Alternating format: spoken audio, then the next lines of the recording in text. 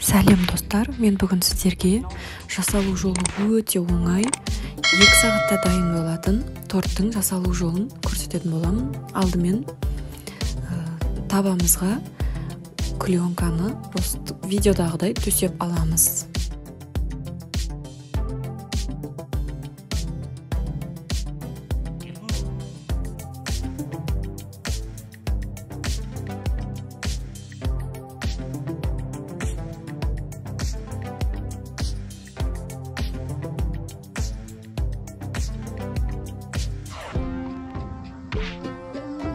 Төсеп болған соң 2 дана кивиді турап аламыз.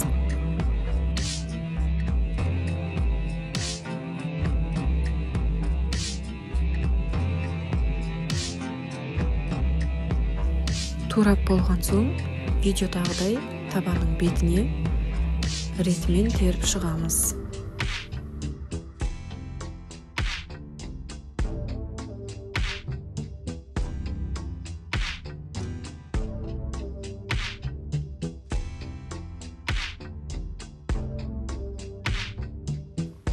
Сосын 600 граммдық сметанаға 2 ас қасық сахарный пудра салып араластырып алып, кивидің бетіне жағып, біркелкі етіп жағып шығасыздар.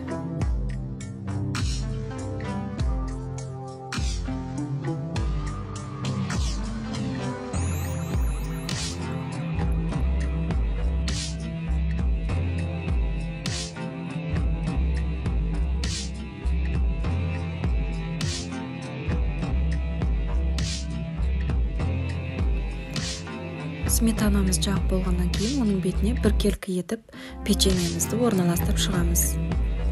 Оның үстіне тағы да сметанамызды біркелкі етіп барлық жағына жайып шығамыз.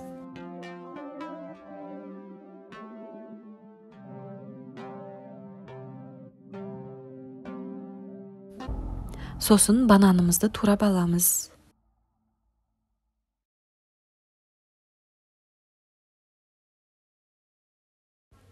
Турап болған соң сметананың бетіне тағы да орналастырып шығамыз. Оның бетіне печеньемізді біркелкі етіп орналастырып шығамыз. Және де оның сыртынан сметанамызды біркелкі етіп жағып шығамыз. Оның бетіне және бананымызды бір қатар жайып шығамыз. Сосын оның бетінен, бананның бетіне және печеньемізді біркелкі етіп орналастырып шығамыз.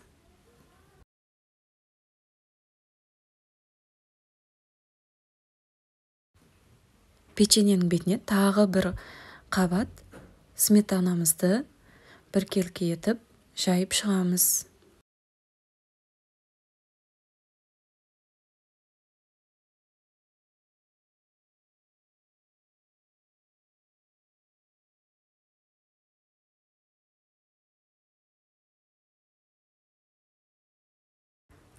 Сметананың бетіне мен малинаның вареньясын жағып шықтым. Сіздер өз еріктеріңізде салсаңыздар да болады, салмасаңыз да болады.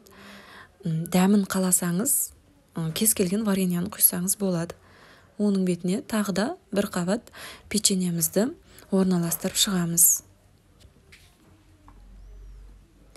Сонымен печеньемізді орап, ауа кірмейтіндей пакетпен орап, холодильникке 2 сағатқа қойып қоямыз.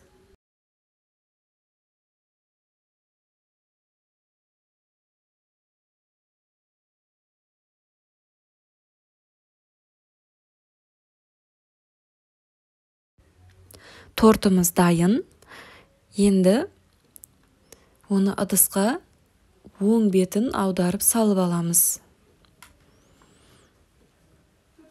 Тортымыз өте жұмсақ, әрі дәмді болып шықты.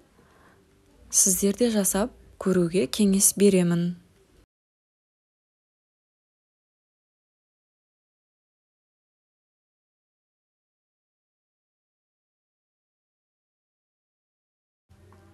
Жесең, аузыңда еритін торт болды. Каналыма жазылып, лайк басып кетуді ұмытпаңыздар.